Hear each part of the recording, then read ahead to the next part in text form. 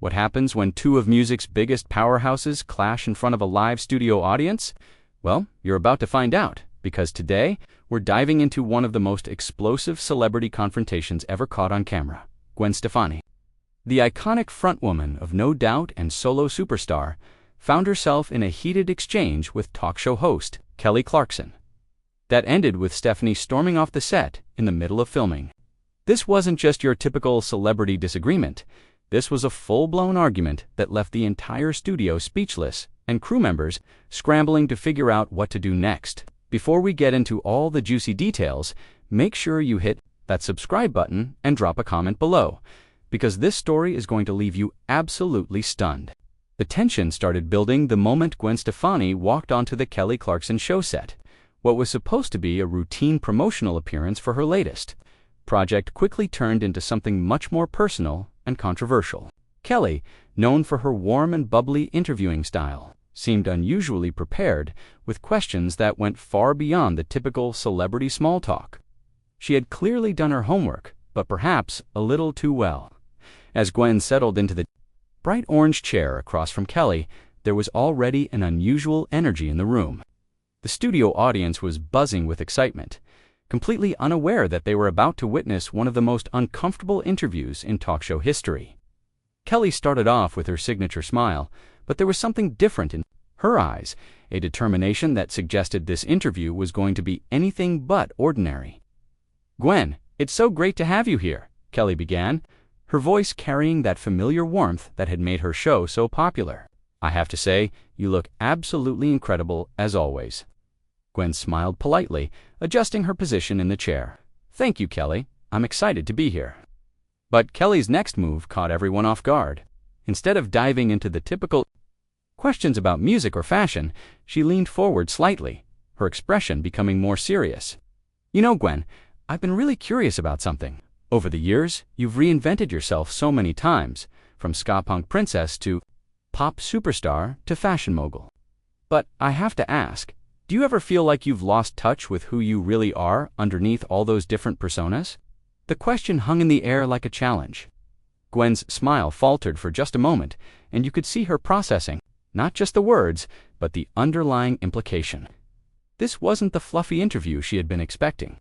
That's an interesting question, Kelly," Gwen replied, her voice carrying a slight edge. "I think evolution as an artist is natural.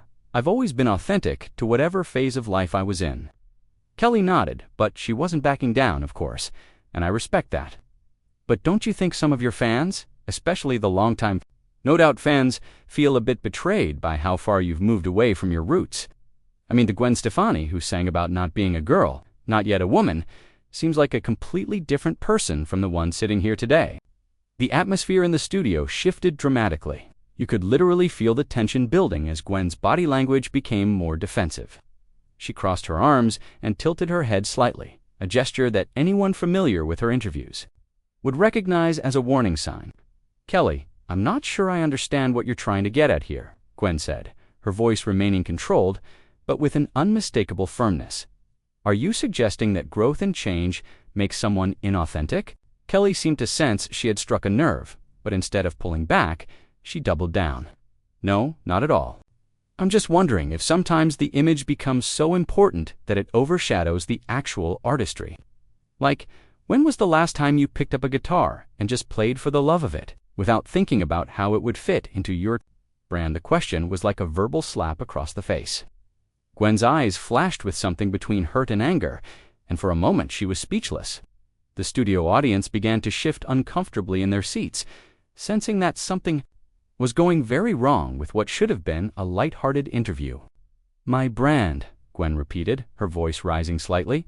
"Kelly, I've been making music since before the word brand was even associated with artists. Everything I do comes from a genuine place." Kelly raised her hands in a gesture that was supposed to be calming but came across as condescending. "I'm not attacking you, Gwen. I'm just trying to have an honest conversation. Isn't that what talk shows are supposed to be about? Getting past the surface level stuff?" But Gwen wasn't buying it. "Honest conversation? Kelly, this feels more like an ambush. Did you invite me here to promote my work or to psychoanalyze my career choices?" The producers in the control room were probably having a collective heart attack at this point. This was supposed to be a friendly chat between two successful women in the music industry, not a confrontational therapy session. But Kelly seemed determined to push forward with her line of questioning. "Look, I've been in this industry for a long time too," Kelly continued, her voice taking on a slightly defensive tone. "And I've seen how the pressure to stay relevant can make artists do things that don't necessarily align with who they really are. I'm just wondering if you ever feel that pressure." Gwen stared at Kelly for a long moment, and you could practically see her deciding whether to shut down the conversation politely or address it head-on. She chose the latter. "You know what, Kelly? I think you're projecting. Maybe you're the one who feels pressure to reinvent yourself constantly to stay relevant. Maybe that's why you went from pop star to talk show host, because you needed to find a new way to matter." The words hit Kelly like a physical blow. Her face flushed red, and for the first time since the interview started, she looked genuinely rattled. The studio fell completely silent, except for the hum of the cameras that were still rolling, capturing every uncomfortable second of this rapidly deteriorating situation. Kelly's mouth opened and closed like a fish out of water as she tried to process what Gwen had just said. The accusation that she had moved to television because she couldn't stay relevant in music was clearly something that struck deep. You could see the hurt flash across her face before it transformed into something much more dangerous. "Anger, excuse me," Kelly said, her voice barely above a whisper, but carrying the kind of intensity that made everyone in the studio lean forward. "Are you seriously suggesting that I gave up on music because I couldn't hack it?" Gwen shrugged, but there was nothing casual about the gesture. It was calculated, designed to appear dismissive, while actually being deeply provocative. "I'm just saying that maybe before you start questioning other people's authenticity, you should examine your own motivations." "When was the last time you had a hit song, Kelly?" The question was brutal in its simplicity. Kelly had been incredibly successful as a talk show host, winning multiple Emmy Awards and building a loyal audience. But Gwen was right that her music career had cooled significantly over the past few years. It was the kind of low blow that could only come from someone who knew exactly where to strike to cause maximum damage. Kelly's professional composure began to crack visibly. Her hands clenched into fists on the desk in front of her, and when she spoke again, her voice had lost all pretense of warmth. "You know what, Gwen? At least when I was making music, I wasn't appropriating other cultures and turning them into fashion statements. At least I wasn't using my relationships as publicity stunts to stay in the headlines." Now it was Gwen's turn to look genuinely shocked. The reference to cultural appropriation was clearly something that had been a sensitive topic for her over the years, and bringing up her relationships was crossing a line that neither of them had anticipated when this conversation started. The studio audience was completely silent now, probably wondering if they should even be witnessing this exchange. "Oh, we're going there now," Gwen said, her voice taking on a dangerous edge that anyone who knew her music would recognize. This was the voice that had delivered some of the most cutting lyrics in alternative rock history. "You want to talk? About using relationships for publicity? Kelly, your entire talk show persona is built around being the relatable, divorced mom. How is that any different?" Kelly's face went from red to almost purple. She stood up abruptly from her chair, causing it to roll backward and nearly collide with the backdrop behind her. The sudden movement startled everyone in the studio, including the camera operators who had to quickly adjust their shots to follow the action. "That is completely different and you know it," Kelly shot back, her voice now raised enough that it echoed slightly in the studio space. "I've been through real struggles, real heartbreak. I'm not manufacturing drama for album sales or magazine covers." Gwen laughed, but it was a harsh sound that contained no humor whatsoever. "Real struggles. Kelly, you've been famous since you were practically a teenager. You have no idea what real struggle looks like. At least I worked for years in dive bars and tiny venues before anyone knew my name. You got handed everything on a silver platter because you could hit high notes on a reality show." The reference to American Idol as just a reality show was particularly stinging because it diminished what had been the launching pad for Kelly's entire career. It was clear that both women had moved far beyond the realm of professional courtesy and were now actively trying to hurt each other with their words. Kelly pointed a finger directly at Gwen, her hand shaking slightly with rage. "You are unbelievable. You sit there in your designer clothes talking about dive bars like you're some kind of street musician who made it big through pure talent. Gwen, your dad worked in the music industry.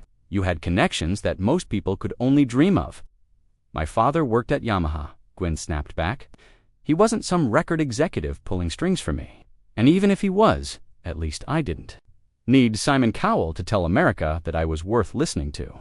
The mention of Simon Cowell seemed to be the final straw for Kelly. She walked around her desk, moving closer to where Gwen was sitting, and for a moment it looked like the confrontation might actually become physical. The security team, who had been watching from the sidelines, began to move closer to the stage area, clearly preparing to intervene if necessary. "You know what your problem is, Gwen?" Kelly said, now standing directly in front of her guest. "You can't handle the fact that your 15 minutes are up. You're clinging to relevance by dating younger men and trying to recapture some version of yourself that stopped being interesting years ago. At least when my career was over, I had the dignity to move on to something else, instead of embarrassing myself by pretending I was still 25. The words hung in the air like a toxic cloud.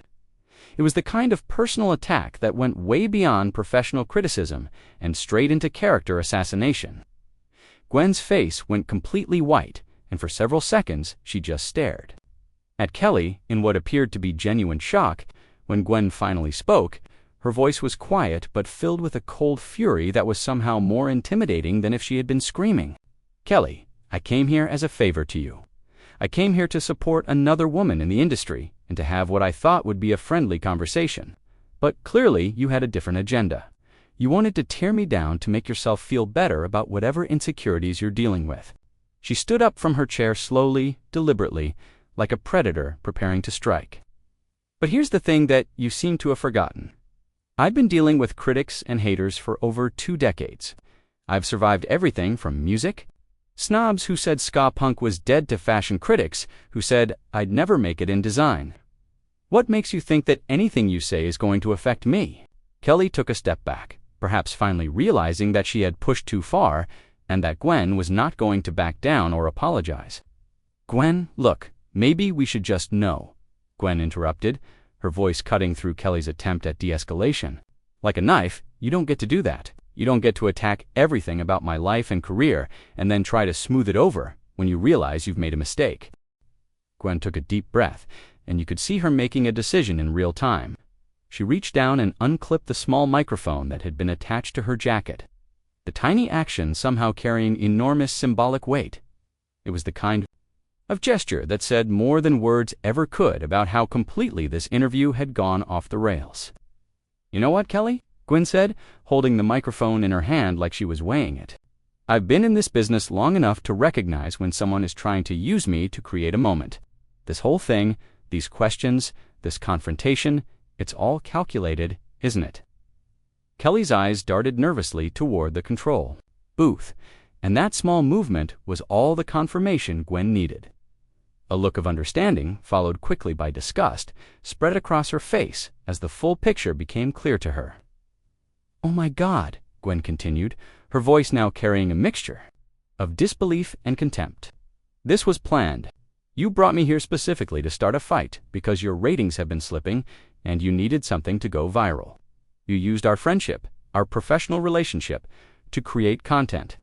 Kelly opened her mouth to deny it, but Gwen held up a hand to stop her from speaking. "Don't even try to lie to me right now. I can see it in your face. This wasn't about having an honest conversation or getting past surface-level questions. This was about manufacturing drama at my expense." The accusations seemed to deflate some of Kelly's anger, replacing it with something that looked almost like shame. She glanced around the studio, taking in the cameras that were still rolling, the crew members who were watching in fascination, and the audience that was sitting in stunned silence. "Gwen, that's not. I mean, we did think that a more in-depth conversation might be interesting for viewers, but nothing."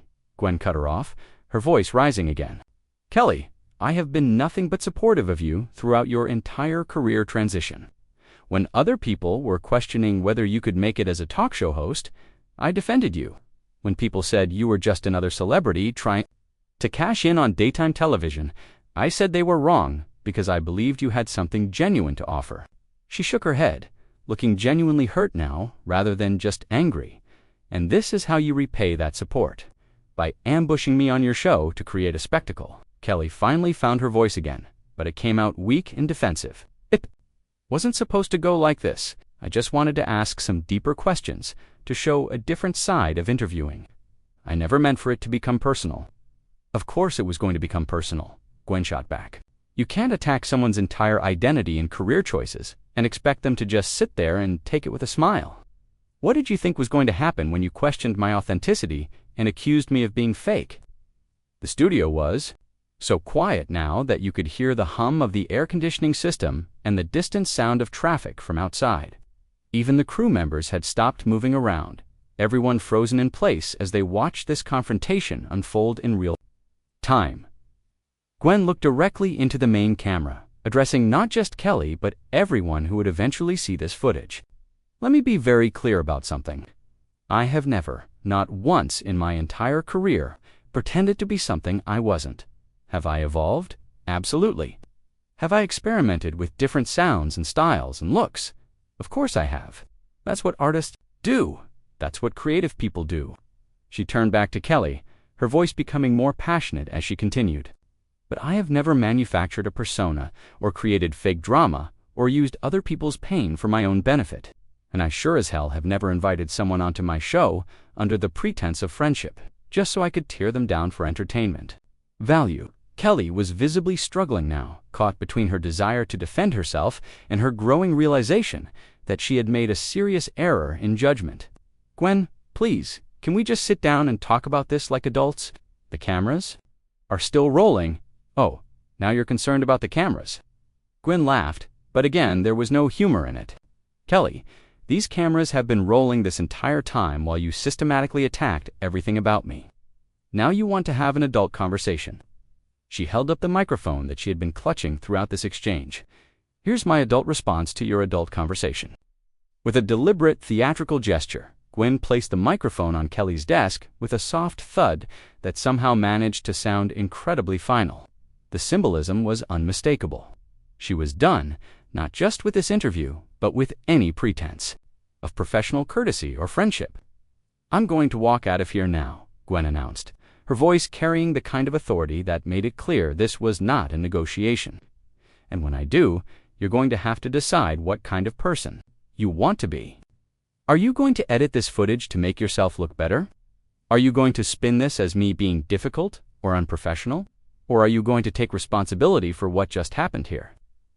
Kelly looked panicked now, probably thinking about the nightmare this was going to create for her production team and her network executives. Gwen, please don't leave like this. We can work this out. We can start over. But Gwen was already moving toward the edge of the stage area, her heels clicking sharply against the floor with each step. She paused at the boundary between the interview space and the rest of the studio, turning back one final time to face Kelly. You know what the saddest part about all of this is, Kelly? You're actually talented enough that you don't need to resort to this kind of garbage to make good television. You have genuine warmth, real interview skills, and the ability to connect with people. But somewhere along the way, you decided that wasn't enough. You decided you needed to be controversial and confrontational to matter. She shook her head. Looking more disappointed than angry now, I hope it was worth it. Because you just lost a friend and a supporter for what? A few viral clips and some social media buzz.